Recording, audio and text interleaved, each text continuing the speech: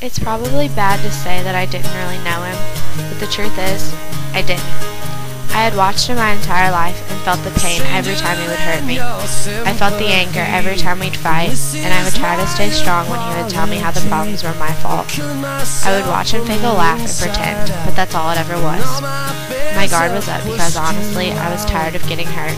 I guess it's probably bad to say I didn't know my father, but it's probably a lot worse to say that I didn't want to. I've been told my entire life that we were a lot alike, and I'd always refused to believe it. I was just a child, and he had broken my heart so many times. I didn't want to accept him, but looking back on it, I barely knew him. I knew the stories and what I had seen growing up, but who he was beneath the drinking and the drugs was a man I never knew.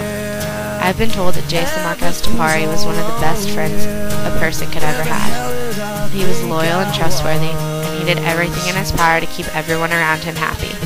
He was passionate and exceptionally indecisive, but that wasn't who I knew. The Jason Marcos Tapari I knew was bitter, hateful, and scared. He was living in the past and refused to let anything go. He was forced to grow up too fast because of a father who cared more about whiskey than his own child. His father had emotionally scarred him for life, and he could never figure out how to let it go. I'm the same way. My father and I had an on and off relationship my entire life. We tried to make things work, but I could never forgive him for what he had done. He tore my family apart at the seams, and it wasn't something I was ready to move on from. It's still hard to move on from. We argued so much, and the fact that we were both stubborn never helped. We would be civil, and 5 minutes later I would tell him to stay away from me. In fact, those were the last words I said to him at my great-grandfather's funeral on August 28, 2008. It was the first time I had seen him in 3 years, and I was shaking so bad I could barely stand.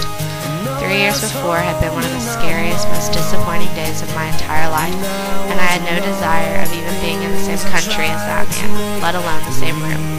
We were standing in the funeral parlor, and he asked me if I would go on a walk with him.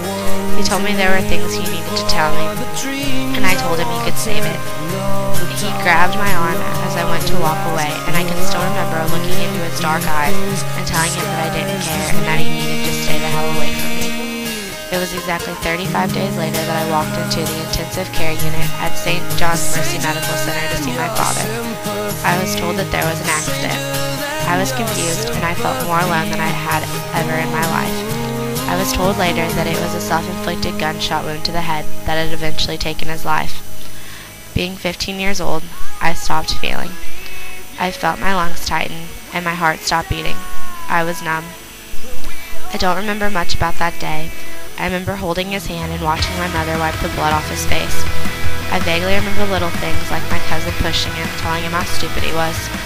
It seemed kind of morbid to hit someone laying almost lifeless on a hospital bed, but I couldn't honestly blame her. I wanted to do the same. I also remember someone asking me if I was okay. I wanted to hit them too. I think I was more mad because it was homecoming and I wasn't at school. But somehow, I held it together for the football game and the parade that night. I will never forget walking into the band room to my 3 best friends and explaining to them what had happened. Every one of them had a horrible relationship with their fathers, and I basically begged them to call there just to simply say I loved him, because I hadn't, and I wished I had. On October 4th, 2008, I was standing by my front door waiting to go to my hair appointment when my mom told me that he was gone. My father was dead. I was still numb. I went to the dance that night with Ben Bader, who to this day is the only reason why I was able to keep breathing that entire week. He was truly my savior. I thought the next week would be worse. The funeral was terribly hard for everyone. I was furious, then upset. He wasn't supposed to just leave. That was not how this was supposed to go. He was supposed to stay here, fight with me for a couple more years, and then one day, when we both knew how important it was, we were supposed to make up. We should have had time to fix our relationship and apologize for everything that we had said. He was supposed to walk me down the aisle, but he changed his mind. I used to be able to call him up and fight with him when I got mad, but now I just sit and scream at the stars. Some kids have fathers who teach them how to ride a bike or to cast a fishing rod, but mine taught me what not to do when I grow up. My father taught me that trust is something a person must always earn. He showed me that you should never give up on people because it makes it so much easier for them to give up on themselves. Jason Marcus Tapari might not have been there for every concert, award ceremony, party, or holiday, but he showed me that strength is something that you have, that you must never let anyone take from you, and that giving up is never an option. I wish I could have told him how much he meant to me, and how much I love him.